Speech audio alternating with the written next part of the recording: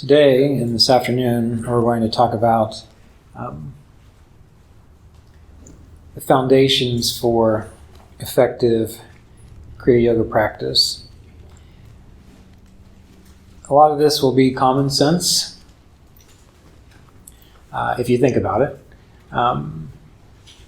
Mostly what we're going to be talking about is what kind of foundation do you need in order to make the most of this process.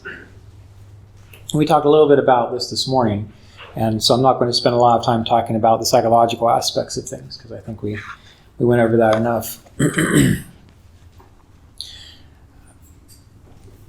Kriya Yoga is really, it's a way of kind of living your life, it's a way of thinking, it's a way of being. When you start adjusting, again, your thoughts, your emotions, the things that you do so that it's supportive of awakening or clarity, then you're really practicing Kriya Yoga. Everything you do needs to fall under this. So it's not just simply learning a meditation technique or saying you're part of a tradition. And this is often why many people come to the path and then they don't necessarily stay with the path because it is work. It is a lot of work. However, the great thing about it is if you've become good at anything in your life, I mean, if you have some kind of skill that you have achieved a level of mastery with, or you just have knowledge about, everything that you did to achieve that will translate over to your Kriya Yoga practice. One of Yogananda's more advanced students, James Lin, he was a successful business person, pretty wealthy millionaire for his time. And Yogananda would say that one of the reasons that he was so successful is because he already knew how to be successful. It's just he knew how to be successful in business. So if you take that same kind of drive, if you take that same kind of energy and apply it to your spiritual practice, you will also be successful there. It's also important to remember that getting skill or becoming successful in anything doesn't happen overnight. And as we talked about earlier, it does require some level of sacrifice. And so when we think about the Kriya Yoga practice, when we think about making a sacrifice, oftentimes people think of making a sacrifice to a sacred fire, or doing some kind of ritualistic sacrifice. Well, the real sacrifices that make all the difference is how we sacrifice the distractions of our life to a higher purpose. And when you sacrifice those distractions, the higher purpose will reveal itself. Basically, the whole process of Kriya Yoga isn't about making anything better.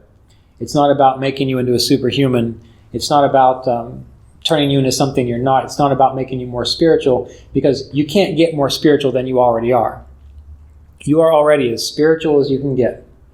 But what you can do is you can remove those coverings or those veils or those quirks or those characteristics which obscure the expression of that spirit. So always remember that it's a natural process. And if you can keep that in mind and look long-term, if you can look long-term, way down the road, you can be successful in this. So what's the first thing that we need to know in order to be a good Kriya Yogi and to have a good foundation? We need to know how to meditate. That's probably a good first step, because it's in meditation where you're going to find the spaciousness to get some distance and some perspective on your life. Because too often we're caught up in our life and we can't see what needs to change, or we can't see where we are sabotaging ourselves. Now, of course, having a teacher, someone to bounce off ideas and to look at you from a different perspective can be helpful, but through meditation you can learn to get that sense of perspective and spaciousness to become more self-aware. And to meditate well, the first thing you have to do is just decide that you are going to meditate every day. Whether you like it or not, you're going to get up and you're going to meditate every day. And in the beginning, you might not be very good at it, but it's the initial intention which starts to set the stage for skill in meditation to develop. When I first started meditating, I was almost done with college, as I said earlier. I was not a healthy person. I stayed up a little too late. I didn't hang out with very supportive people. I was lazy. Luckily, I had some intelligence, so I could kind of make up for all that stuff. But when I first started meditating, I got this little wooden chair. I thought I saw one around here that looked just like it, but maybe it was somewhere else. I got this little wooden chair, and it was hard. It didn't have a cushion on it. And I picked that specifically, not because I was raised Catholic and I needed to suffer, but because I knew that the uncomfortableness would keep me paying attention. I wouldn't get tired, I wouldn't fall asleep because I didn't really like sitting in this chair. And then I didn't really know how to meditate. I had a general idea, but I knew that if you took a candle and you put it there and you just gazed at the candle flame and you let everything kind of sink into that candle flame, that was a type of meditation. So I would do that, and it took me a long time to get beyond suffering through 7 minutes of staring at a candle flame. And I did that for at least 6 months. I still didn't know what I was doing, but I was trying. I had the intention. And even though I wasn't really meditating well, what that did was it created the groove, or the samskara, or the habit, such that as time went on, well, once I did know how to meditate, I could really put that to work. I already had the habit. I could just sit down and I could focus on something. Also, many of you have heard me talk about this before. I was in a relationship at the time.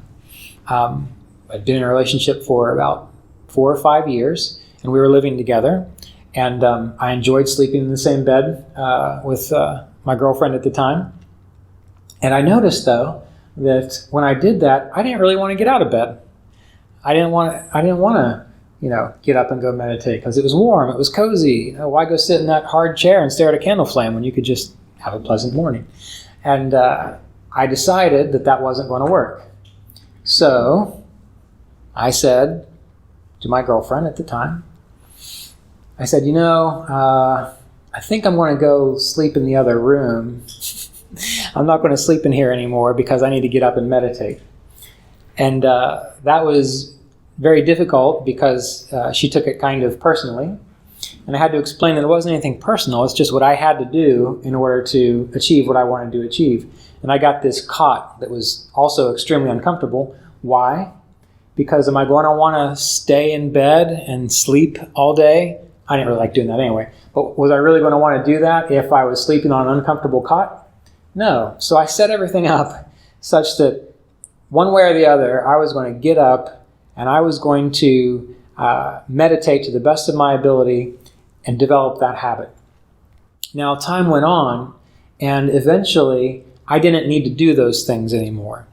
Meaning I learned how to sit up straight, I learned how to stay awake, I learned how to concentrate without the need of the chair. I learned how to wake up at 4 or 5 a.m. and just get out of bed and go do what I needed to do, no matter who or what was near me at the time. But that took a few years of practice. So when you get started, you need to do whatever it takes to have, or at least try to have, a consistent, solid meditation practice. And most of you are old enough that you've probably experienced this by now. When you do something like that consistently, you start to realize that it really doesn't matter how you feel, you can still get up and go do what you need to do. So what I found is after I reached a certain age, I recognized that what I thought about something, whether I enjoyed it or not, didn't really matter. What it came down to was, does it need to get done? So the way I look at things is it necessary? Does it need to happen? If I don't want to do it, who cares? Because it needs to be done. And the more that you practice doing that, the more successful you'll be, because then you're not going to be driven by your mind or your emotions anymore. And I'm not saying that your mind and emotions aren't useful, they are. But you don't want them to be the thing that determines how you live your life. And the practice of yoga, when we talk about truthfulness, non-stealing, the yamas and niyamas, those things, you have to learn to do them whether you want to or not, right? Because once you learn that you can do them no matter what, then you start to get more confident. Not in an egotistical way, but you start to realize that you have more skill and more capacity than you think. And that's a good thing, because when Roy Davis, when he spoke to Yogananda and called him master, or when Yogananda called Sri Yukteswar master, he wasn't calling him master for any other reason than that is a affirmation that this person I'm learning from has mastered their states of consciousness. Like, for example, I think the term maestro also means master.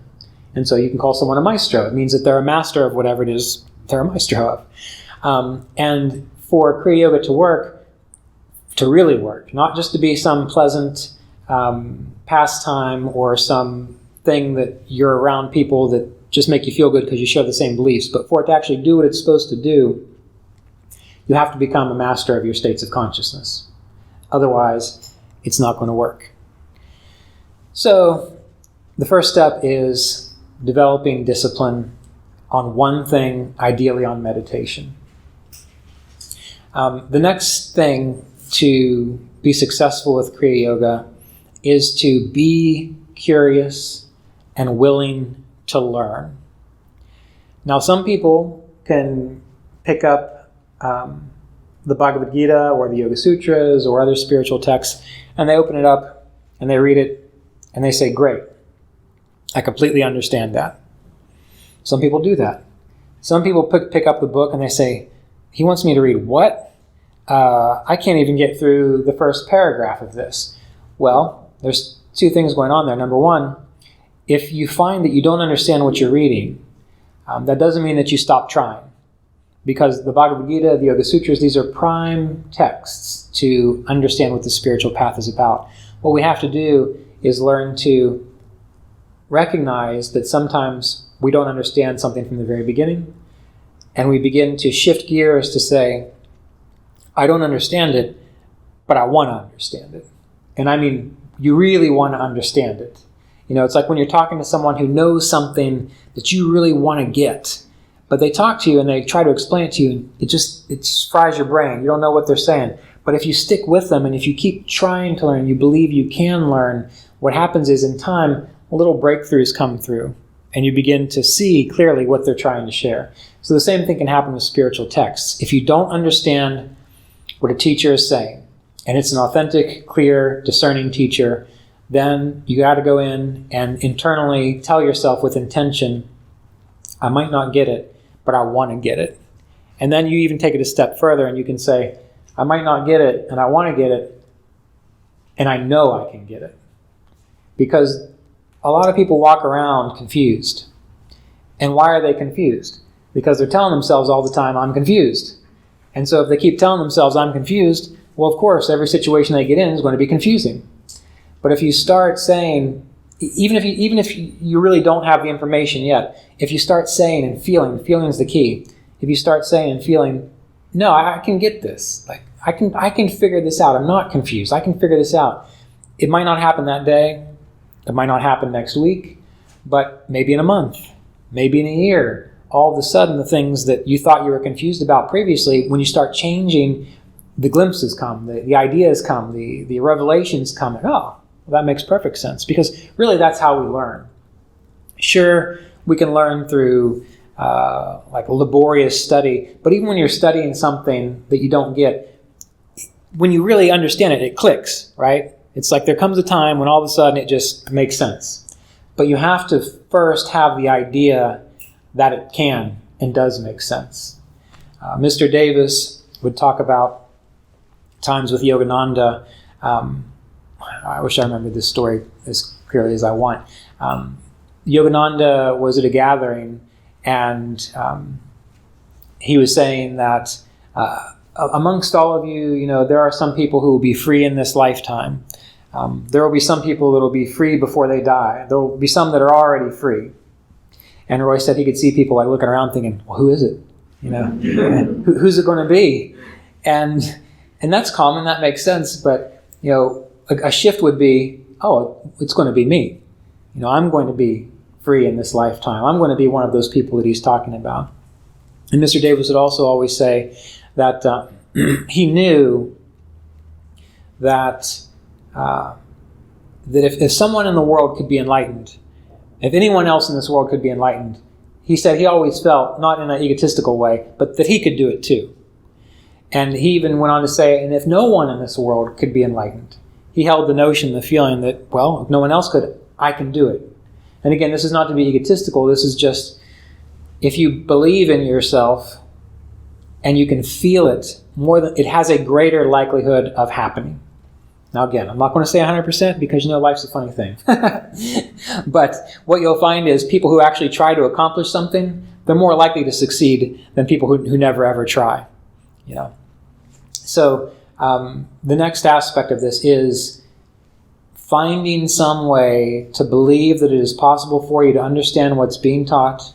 And even if you have difficulty with discipline, don't say, oh, I'm lazy, my dad said this about me, or whatever you want to make up. You say, I think I can be disciplined. I think I can find strength in this. And of course, if you have a lot of resistance, well, that's when you call Isha Das and set up a counseling session, and he'll bust you right through it, right? No, that's where you find your help with a counselor to help you see the difficulties there.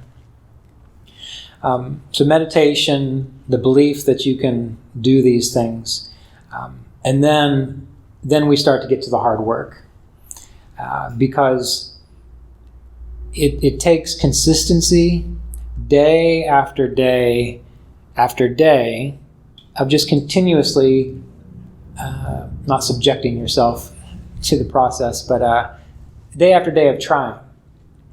And again, I always want to refer you to people who've been successful in any field.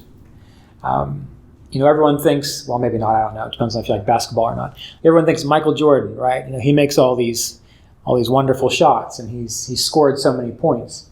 Well, how many baskets do you think he missed, right? How many points do you think he didn't make?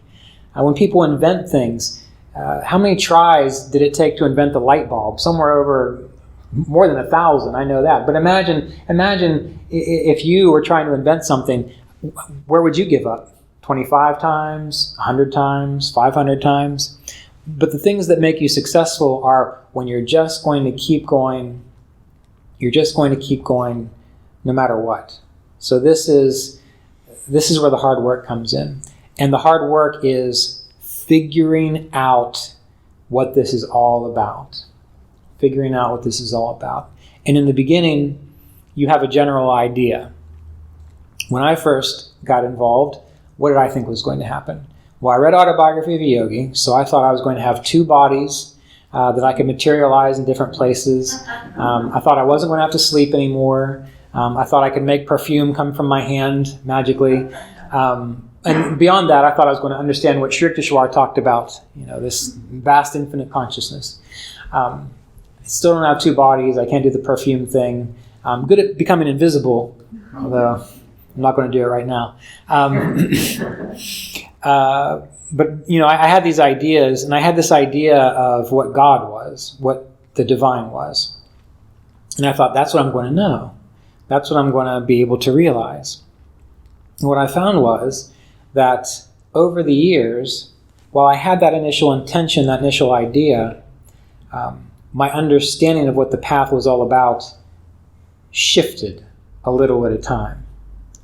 So instead of having, again, being raised Catholic, the Christ consciousness idea was very strong in my mind. The idea of a savior type person, this like an actual person or a personage is up in heaven helping me, that kind of a thing. It started with that. But in time, it became clear to me, at least, that like the idea of the Christ consciousness was more of a universal light or universal state of being that was kind of part of all of us. And we could access that. And then in time, it changed to more, I guess you could say, absolute, as though there was this infinite consciousness that ran through all of us that we couldn't define, we couldn't think about, we couldn't see, but we could experience it through meditation. And so my ideas of where I started to where I am, at least at this point in time, changed over time. So I'm telling you this because you have to be willing to start with where you are. All right. So if you think that Yogananda is up in heaven dispensing blessings to you and paying attention to every little thing that you do in life, and that's what you need, great. It doesn't matter. Use that because that will inspire you. And because, as they say in the Bhagavad Gita, there are all these different kinds of faith. So if you worship that, well, you're still worshiping pure consciousness, the infinite, just in a particular form, right? It's not a whole lot different than someone who's worshiping the formless version of things. It's just this has a form and the other doesn't. So we don't want to be critical of other people's beliefs, of how they approach the practice. And we also want to be very clear on what we need in order to feel inspired. I remember I used to spend a lot of time meditating on the forms of Vishnu and Ganesh.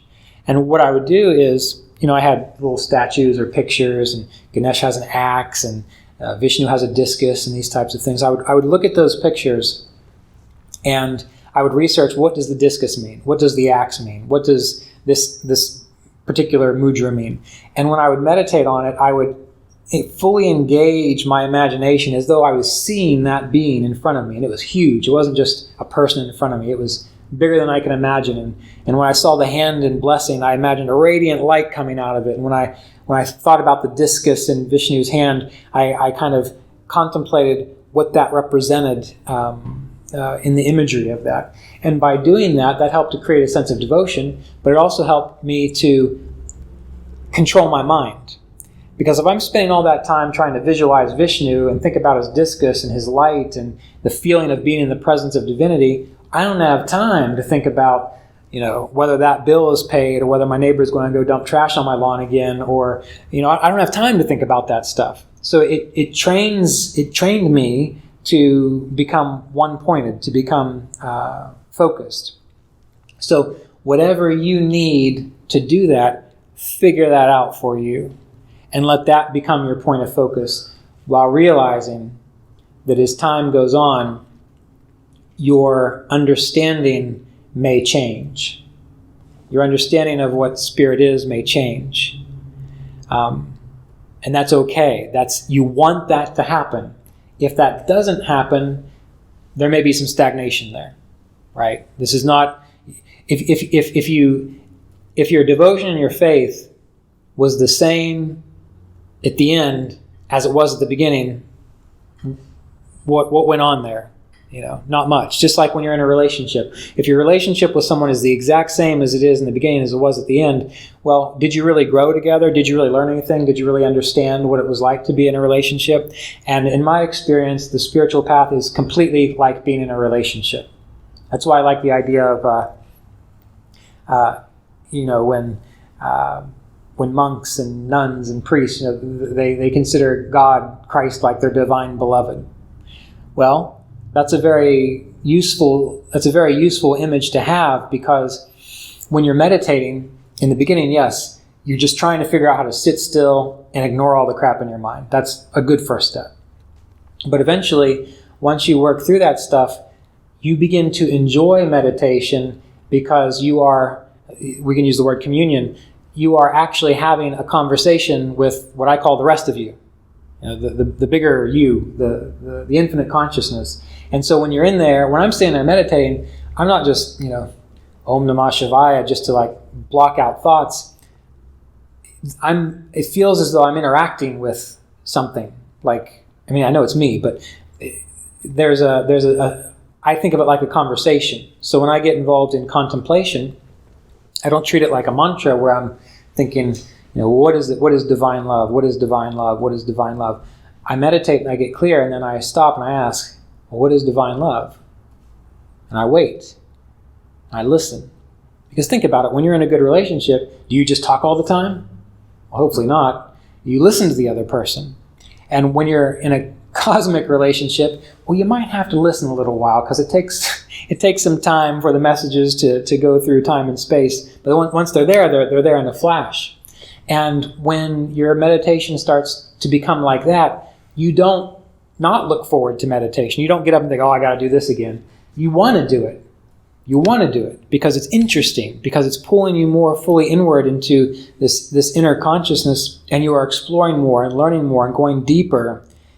The trouble is you start to really lose a little bit of your addictions to the world, which means that the stuff that normal people like, you don't necessarily get into as much. You'll still do it. It'll be all right. But, you don't get all excited about a lot of the things that most people do. But you learn to find this joy within, and that becomes supremely satisfying. So we want to take time to get to that place and realize it's like cultivating a relationship. Now, when it comes to contemplation, that also takes patience. I think, or I feel, and I've experienced that through this path, I have just about all of my questions answered. My spiritual questions, that is. And even though I made the joke yesterday about, what really happens when you die, I've got some ideas, and I don't really think it matters. Because I think what's going to happen is the body's going to fall away, and I'm going to be like, oh, here I am, and I'm just going to be somewhere else. So even in that regard, you can and you should, in my mind, get your questions answered so that you are at peace. So you want to meditate, become calm, organize your mind and your body. Once that happens and you are established in the process, the next step is to start contemplating what you want to know. And that can take a while, but it's worth it. I remember one time,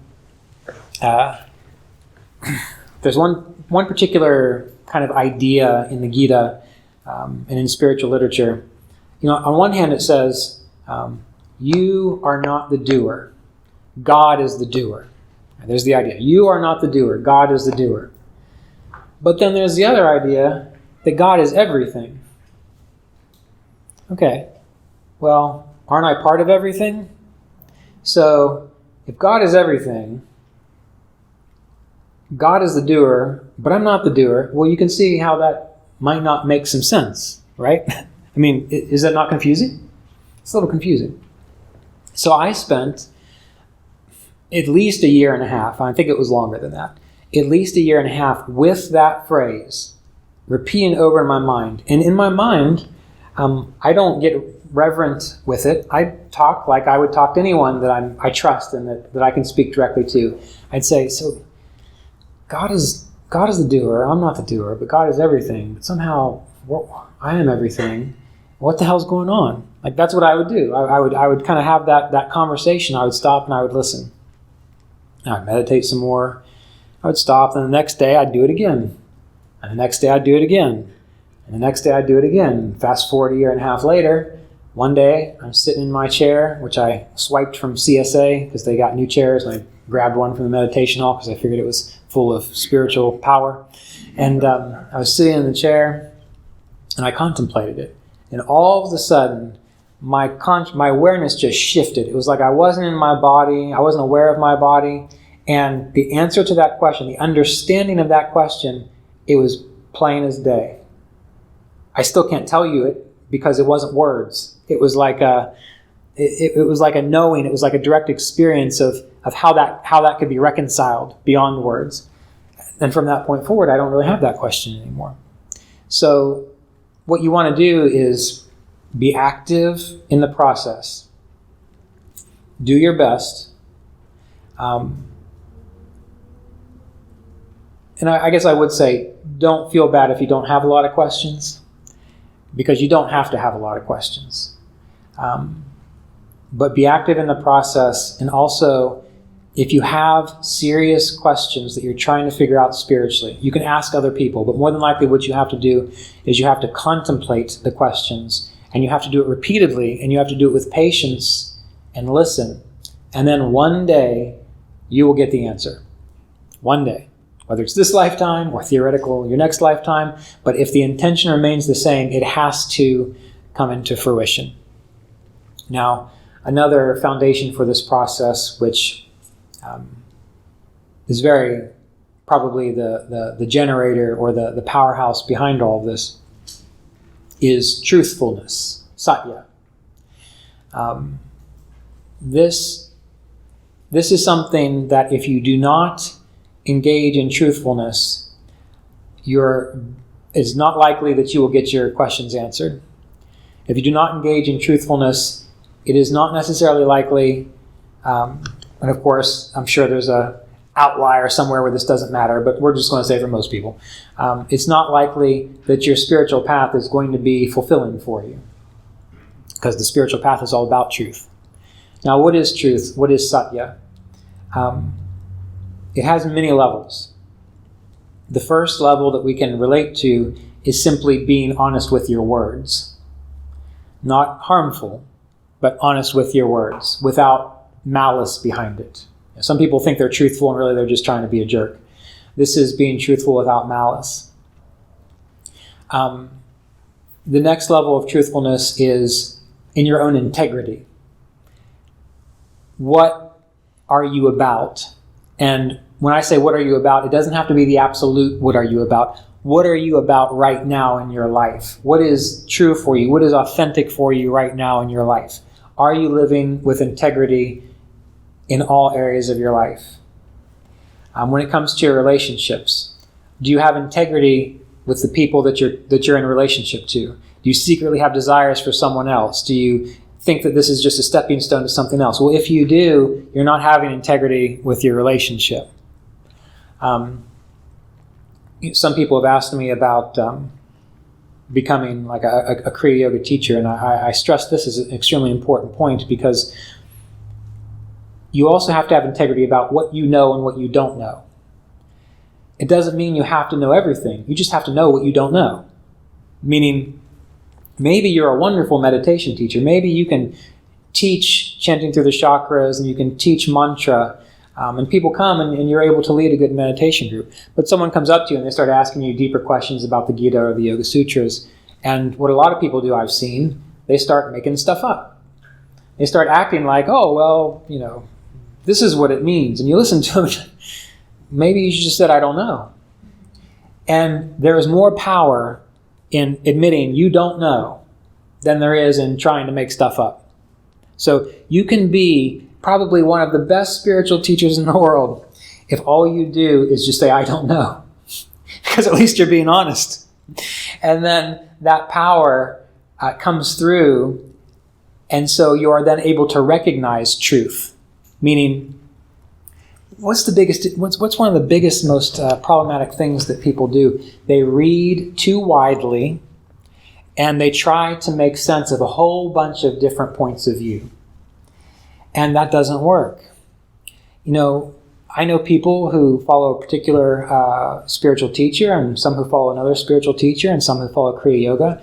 And what I think they should do is, this person should follow that teacher. This person should follow that path. This person should do that. It doesn't matter whether you understand. It doesn't matter whether you understand exactly what the other person's saying. It's you being true to your own path and recognizing that they have their own way. But anyway, when you start to become established in truth, then when you pick up the Bhagavad Gita or when you pick up the Yoga Sutras, since you are established in truth, you will start to recognize what is true there. If you read someone's commentary, you read the Yoga Sutras and you get commentaries where they take like something like a 4 or 5 word Sanskrit sutra. Next thing you know, there's like 20 pages written about it. Well, I don't think you need that much. But if you find that and you're reading the 20 pages and you're established in truth, what are you going to do? You're going to zero right in on the 3 or 4 sentences that explain what's actually going on there. And all the rest, you won't even worry about. When you are sitting in a seminar like this, hopefully you're sitting in a seminar with someone who's making sense, you'll be able to recognize what is true for you, what you need to take from it. If you're sitting in a seminar like this and the person's just talking nonsense, you will recognize, I think I just need to go home. And I tell you that because when I was in Asheville, which a lot of spiritual teachers come through Asheville, and Mr. Davis would always ask me if I went and visited any of them. And I would think, no, why should I? Because I've already been 10 years learning from you, and you make sense to me, so I don't really need to go see other people. But he was persistent in it. So finally I said, sure, I guess I'll go see some of these teachers. And some of these very well-known name brand teachers came through, and I went and I listened, and I was thinking, what are they saying? Like, it just didn't make sense. And then someone would ask a question, something very simple about meditation, something that probably anyone in this room could answer in 2 sentences. A half hour later, they've talked in so many circles that I haven't even followed one of them. And then the person in the front of the audience goes, oh, yeah, that's deep. And I thought, what is going on here? So then I asked a question. I raised my hand, I asked a question. What's that? Yeah, I went and asked a question. Again, something simple. And what came to me was, oh, the reason you're asking that question, you're interested in meditation, is because your mommy and your daddy didn't treat you right, and you have self-esteem. Like, he was like just tearing into me. And I'm thinking, what? So I got up and I left. And that happened a few times. But there were other teachers where they weren't well known at all. Like, no one, they didn't have hardly anyone in the audience. And I remember going to some of those lectures and thinking, this is beautiful. Like, they are speaking directly. It is clear. Why aren't more people here? So I'm sharing that with you because once you are established in truth, not only will you know what is authentic, you will be able to smell it, and you'll also be able to smell what is not authentic. And you won't waste your time on stuff which is just going to lead you down difficult rabbit holes and confuse you and make you wonder. So you become stronger and you become less vulnerable to people who kind of just want you in the audience to make some cash. And you'll become more receptive to people who, they're there, as Sri Kishore would say, for your own, they want your self-improvement. They want you to be better.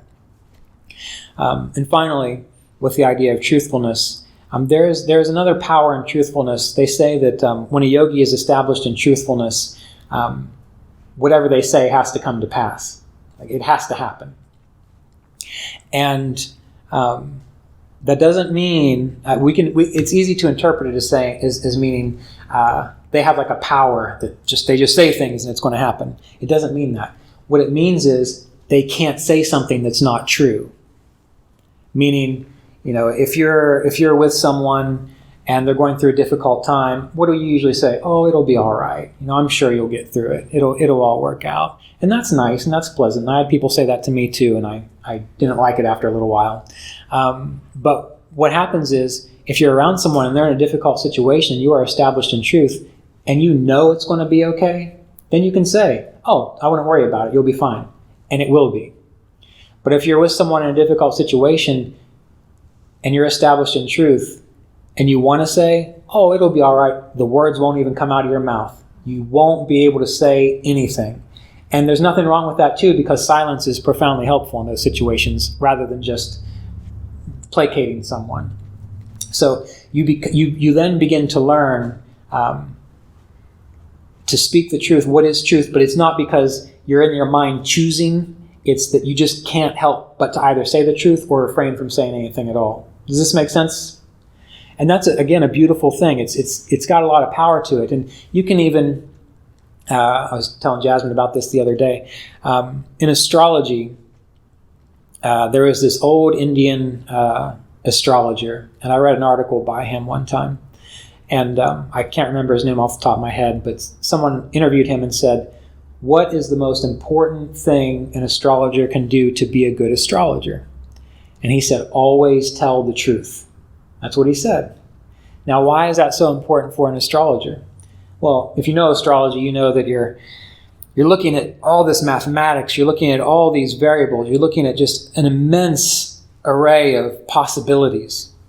Well, if you're established in truth and you always tell the truth, someone asks you a question, will I get married in 3 years? Well, you will go through the chart, and if that's possible, you will find the reason that, yes, they will get married in 3 years. If it's not in there, you'll look and you'll look and you'll look and you'll look and you'll look, and it won't ever show up. Because if it's not true, you won't recognize it in that situation. Another thing you can do, which I use a lot, and maybe it's a misuse of my profound yogic powers, I can find things. And what I mean by that is, I studied this idea of truthfulness, and I would lose my keys and my wallet and misplace this and that all the time. And sometimes I go days missing things. And one day it occurred to me, you know what I'm going to do? I'm going to say, I know exactly where that is. And I'm going to feel like, when you've lost something and then you find it, that aha moment, like there it is. It just feels good. So I would bring up that feeling and almost say, it's in my hand right now. It's right there. It's in my hand. I just found it. And I would say, I just found it. And sure enough, every time that happened, within 30 seconds, my eye would just be drawn to exactly where I left my keys. Or I would just remember, I left my wallet at the office, last night.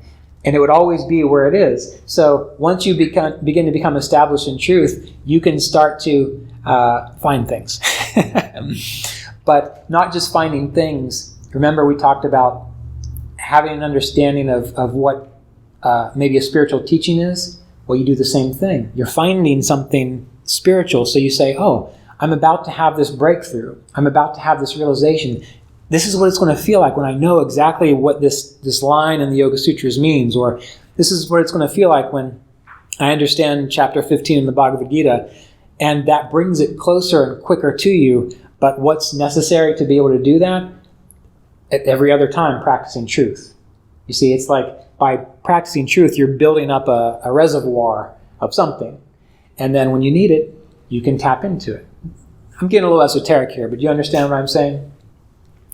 So truthfulness is profound. And in Vasista's yoga, they talk about these gatekeepers of liberation, the things that if you do them, they will lead to liberation. And it's just like self-inquiry, contentment, the company of holy people, and the fourth one I always forget.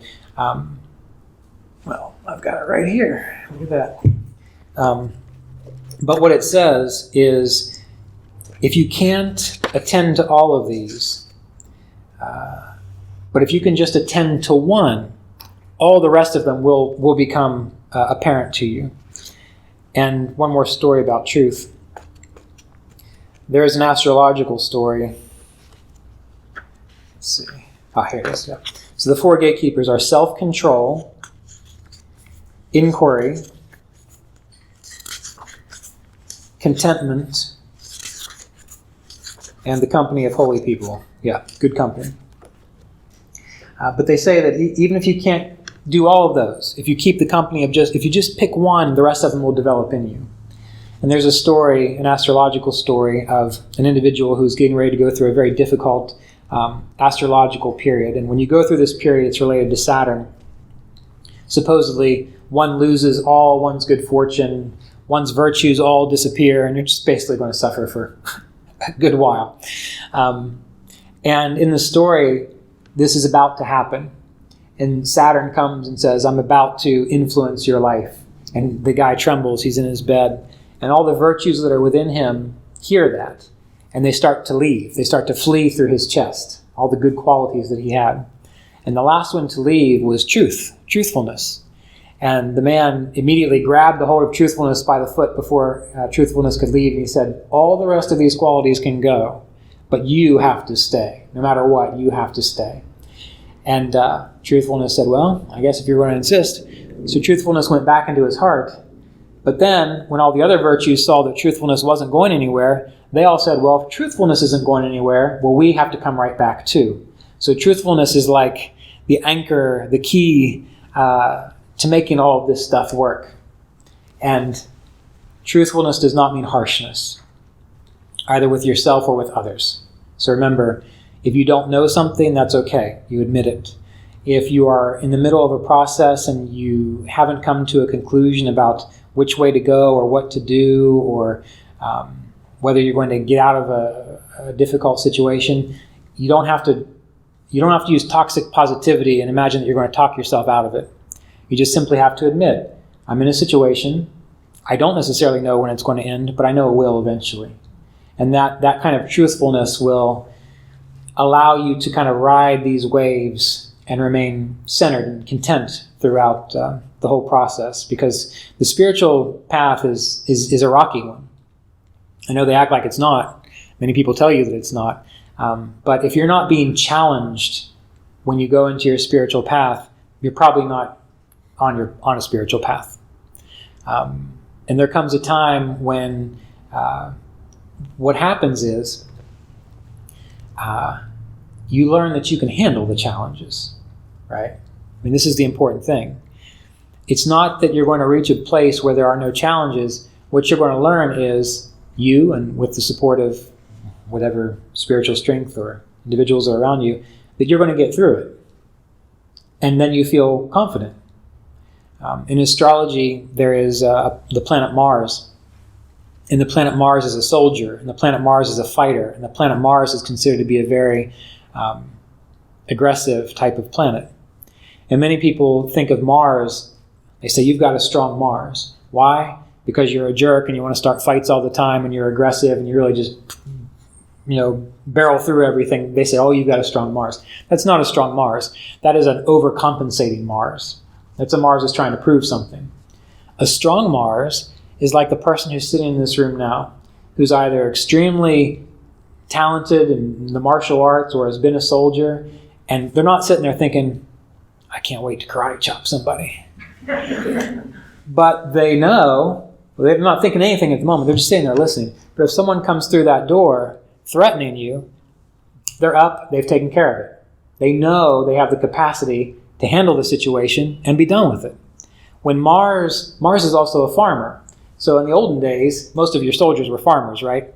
So in the olden days, when you needed an army, you got all the farmers together and you raised a ferd or whatever they call it. But when the war was over, what happened? All the soldiers went back to farming. So that is the idea of a healthy Mars. And on the spiritual path, you want to have the fire element, Arjuna, the third chakra, that fiery power to attend to this. But that fiery power is simply a confidence and a skillfulness and ability to deal with what needs dealt with. And at other times, you're okay.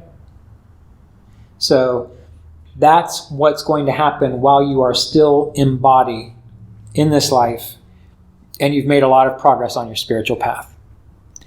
A truck can still run you over, but otherwise, barring that, when things arise, you're not going to get leveled by it. And if you do get leveled, you know you're going to get right back up eventually, and you're going to keep going. And that's the kind of inner strength that I'm sure Mr. Davis had, I know Yogananda had, because even though we don't necessarily get into the specifics of their life, they had stuff to deal with too. They weren't just supermen. Even Yogananda, when you read his autobiography of a yogi, it might not seem like he was troubled by difficulties in his life, but what happened early on in his life? His mother died. That devastated him. Of course, he transferred it to the idea of the Divine Mother, and there was he probably could have worked with a psychologist a little bit there, but he worked with it. But even when Sri Yukteswar died, when he describes the death of Sri Yukteswar, is he just like, oh, great, Sri Yukteswar is off in the infinite. That's wonderful. No, he's devastated. He talks about crying. He talks about, how he was even kind of angry at Sri Yukteswar. I think that's the case, because he left so soon. So even in the autobiography of a yogi, while it's not pointed out and it's not made into an issue, even Yogananda had some things that he came up against. It used to be in the old version of Autobiography of a Yogi, I think the one that Ananda puts out, but in Talks with Ramana Maharshi. Is anyone not familiar with Ramana Maharshi here? Okay. Well, Ramana Maharshi was, if I was ever going to want to meet anyone, it would be him. It makes me cry for some reason. I don't know why. But Yogananda went and met with Ramana Maharshi. And this was after Yogananda was already this spiritual giant, right? Everyone looked to Yogananda as just being this powerhouse of spirituality. And he goes to Ramana Maharshi. And what's he ask Ramana Maharshi? Why is there suffering in the world? Now, come on. This is a guy that everyone who knew him, you must have all the answers, right? And he goes to Ramana Maharshi and he says, why is there suffering in the world? And many people can write that off as though, he was just doing that for his students. I don't think so. Because if you follow the rest of the discussion, why is there suffering in the world? Ramana Maharshi says, he kind of goes into the general spiel of, well, who thinks there is suffering in the world? Who is it that perceives suffering? And Yogananda persists. He says, well, tell me a little bit more. And he says, it is the way. Suffering is the way that we learn, in a way. And this is paraphrasing, by the way. And then Yogananda says, well, if God is all-powerful, now here's Yogananda. If God is all-powerful, why does he allow suffering to persist? This is Yogananda saying, if God is all-powerful, why doesn't Yogananda just ask God himself, right? But he asks Ramana Maharshi, and Ramana Maharshi says, it is the way, and Yogananda persists, and Ramana Maharshi says, it is the way, and finally Yogananda persists, and Ramana Maharshi doesn't respond. So I'm telling you this because not to bring Yogananda in any way down. That's not my goal here. It's to share with you that these teachers, they're like us in that they were figuring stuff out too. And if they can go through these issues and figure this stuff out, well, so can we. I was having a discussion with Ellen Grace O'Brien one time, and she was talking about a documentary on Yogananda. And she said, well, the documentary was originally going in a direction to make Yogananda kind of just look human, look like us. And I thought, great, because if we have someone who's like us that can pull that off, well, then we don't have any more self-sabotaging because there's no more excuses. And then she said, but he wasn't like us. And then my heart sank because I thought, oh, man, really? Can't we just admit that he was human too? But then she followed up with, the reason he wasn't like us wasn't because he didn't go through the issues, wasn't because he didn't have things to deal with or suffering to deal with, but that he kept on going, that he had the tenacity to go up against all those things and not stop, and to keep trying and to keep meditating until eventually you figured out what he needed to figure out. And even Mr. Davis would say when he met Yogananda was definitely in what he would call like an absolute state. He wasn't quite like we know him in the autobiography of a yogi.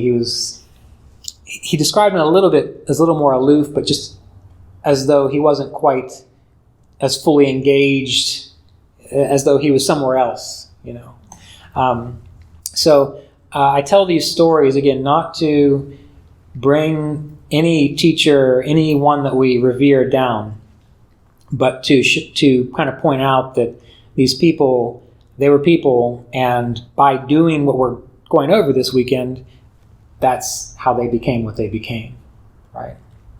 So we're going to go a little bit longer, but before we do, I want to see if there's any questions.